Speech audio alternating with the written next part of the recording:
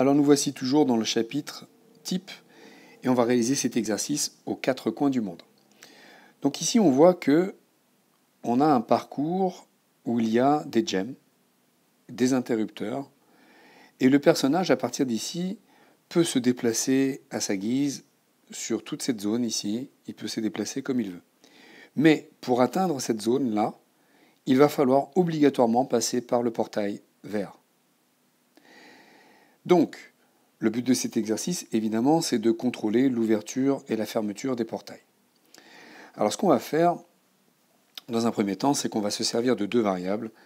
Une variable pour compter les gems, qu'on va appeler comme d'habitude gem counter, et puis on va se servir d'une variable pour compter les interrupteurs actionnés, switch counter. On va également, pour commencer, fermer les portails pour pouvoir, dans un premier temps, circuler librement sur toute cette zone. Donc on va fermer le portail orange, fermer le portail vert, de façon à pouvoir déjà circuler sur toute cette partie-là.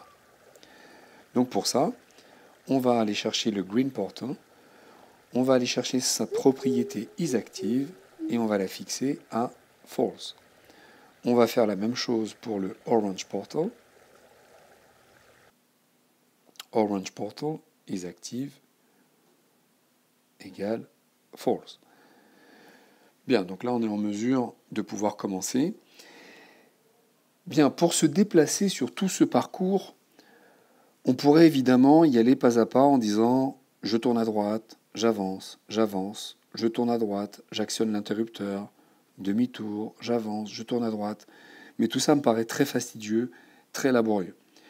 Moi, je propose plutôt qu'on se serve d'une fonction qu'on a déjà programmée précédemment, qui s'appelle navigate. On va refaire donc cette fonction navigate. C'est le principe donc de la main droite, c'est-à-dire que on garde toujours un mur sur notre main droite. Ça veut dire que si à droite c'est libre, je vais à droite. Si je suis bloqué à droite et je suis bloqué devant moi, je tourne à gauche. Si je ne suis que bloqué à droite, je vais tout droit. Donc il n'y a que ces trois choses à programmer en fait. Donc if it's blocked, ça veut dire si c'est bloqué devant moi, et que c'est bloqué à droite, block right, dans ces cas-là, je tourne à gauche, turn left. On va sélectionner else if, je vais enlever le blanc ici, voilà. Else if, si ce n'est que bloqué à droite. Donc cette condition, il faut bien que je la mette en deuxième, parce que la première condition, c'est de dire si c'est bloqué à droite et bloqué tout droit. Si je bascule sur le else if, ça veut dire que les deux conditions ne sont pas remplies, c'est-à-dire que ce n'est pas bloqué à droite et bloqué tout droit. Par contre, bloqué à droite seulement peut intervenir ici. Dans ce cas-là, tout simplement on avance, on fait move forward. Et puis la troisième condition, donc je n'ai pas besoin de dire else if, mais else est suffisant, puisqu'il n'y a que trois cas de figure. Et bien ce troisième cas de figure, c'est en fait je ne suis pas bloqué à droite du tout. Et donc je tourne à droite et je move forward. Tourne à droite, move forward. Voilà. Donc cette fonction navigate, on va tout de suite tester.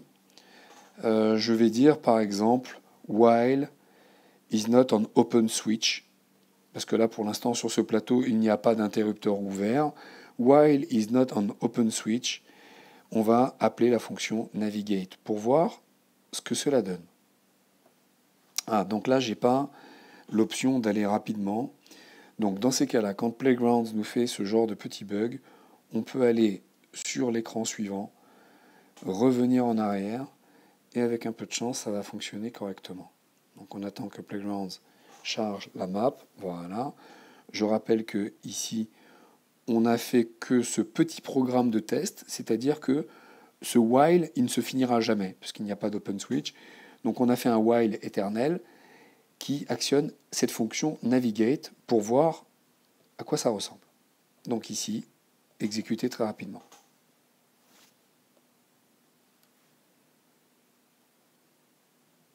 Ah pardon, le while, je me suis trompé, j'aurais dû dire, pardon, while is not on open switch. Tiens, ça marche pas. Donc je vais dire, je vais refaire cette instruction en disant not while is not on open switch, ou close switch d'ailleurs, je pourrais dire. Open switch, navigate. C'est parti.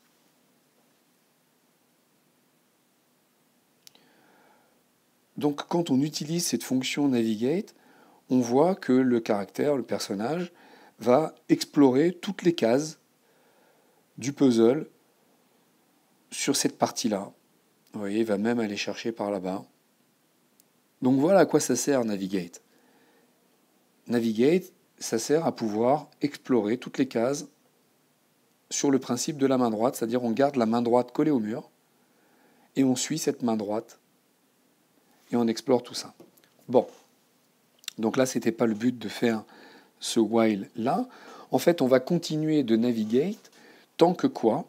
Eh bien, tant que le gem counter n'aura pas encore atteint 6, donc on va dire while gem counter inférieur à 6, ou que le switch counter n'a lui non plus pas encore, il n'a pas pu atteindre le nombre 6. Donc, tant que l'une de ces deux conditions est vraie, c'est-à-dire tant que je n'ai pas encore collecté 6 gems et 6 switch, puisque c'est bien ce que l'on a ici, 6 switch, 6 gems, tant que ça, ce n'est pas vrai, on va navigate. Et puis, navigate, à chaque fois que cette fonction est exécutée, en fait, on ne se déplace que d'une case à la fois. Sur chaque case, on va s'interroger de savoir s'il y a un gem que l'on pourrait prendre. Donc, if it's on gem. Dans ces cas-là, collect gem. Et puis, le compteur, gem counter, on va pouvoir y ajouter plus égal 1. Maintenant, si on n'est pas sur un gem, on pourrait être sur un switch. If is on close switch. If is on close switch. Dans ces cas-là, on actionne l'interrupteur, toggle switch. Et puis le switch counter, de la même façon, on va y ajouter 1. Voilà. Donc, je résume pour l'instant. On est en capacité de circuler sur toute cette partie-là seulement du puzzle. On peut circuler sur cette partie-là. On est en mesure de collecter les gems et d'actionner les interrupteurs.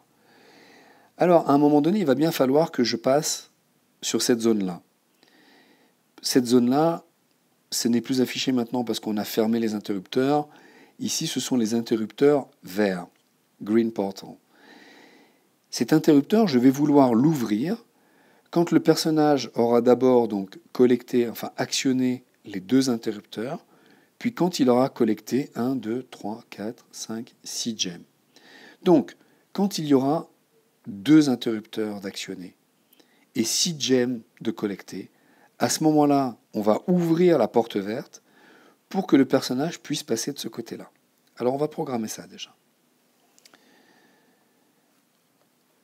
Donc, if gem counter, alors là, pour dire soit égal à 6, en fait, il faut dire 2 égales, parce qu'on est dans un test conditionnel. Donc, if gem counter égale 6, et je veux également avoir cette condition qui soit vérifiée, mais je veux également qu'il y ait 2 switches qui aient été actionnés. Donc, je vais parler de switch counter égale 2. Donc, si ces deux conditions sont vérifiées, à ce moment-là, je vais ouvrir le green portal. Green portal point is active égale true. Et là, il va falloir que je sois en mesure, on va regarder ça de plus près, il va falloir que je sois en mesure de fermer ce portail. On va essayer d'afficher le portail en faisant exécuter le code et en l'arrêtant tout de suite. Voilà. Donc là, on a le portail qui s'affiche. Le portail vert, que je vais donc actionner quand mon personnage aura actionné les 2 switches, collecté les 6 gems, il sera là.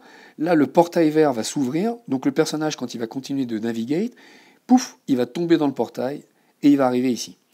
De là, il va aller sur sa prochaine case, il va actionner un switch. Donc cette fois-ci, quand il aura actionné ce switch, ce sera le 3e switch, Et donc cette condition ne sera plus vérifiée. On n'aura plus switch counter égale 2. On aura switch counter égale 3. Et à ce moment-là, ça tombe bien, je voudrais que le portail vert se ferme, parce que quand j'aurai actionné ce switch, je veux pouvoir marcher sur le portail pour venir ici, marcher de nouveau sur le portail pour venir ici, et encore pour venir ici. Donc, ce portail ne va s'ouvrir que lorsqu'il y aura 2 switch counters d'actionnés. Ce qui revient à dire que le if, j'y ajoute un else. Donc, si cette condition n'est pas vérifiée, si gem counter égale à 6 et switch counter égale à 2, si ce n'est pas vérifié, c'est-à-dire en l'occurrence ici, quand j'aurai switch counter égale à 3, et bien à ce moment-là, je ferme le portail, green portal, point, is active égale false. Et bien c'est tout. Voilà. Normalement, avec ces instructions-là, on est en mesure de réaliser tout le parcours. C'est ce qu'on va vérifier maintenant. Donc, comme prévu, le personnage suit la main droite. Quand il trouve des interrupteurs actionnés, il les actionne. Pour l'instant, switch counter égale 2. Puis, on va maintenant collecter les gems. On en est à 4 gems, 5 gems, 6 gems. Et là, le portail vert s'ouvre. On passe à 3 switches, hop, le portail vert se ferme. Ce qui nous permet de continuer jusqu'à 6 switches. Et là, le while s'arrête. Voilà. J'espère que ce tuto vous aura aidé à comprendre cet exercice qui, je le reconnais, n'est pas très simple.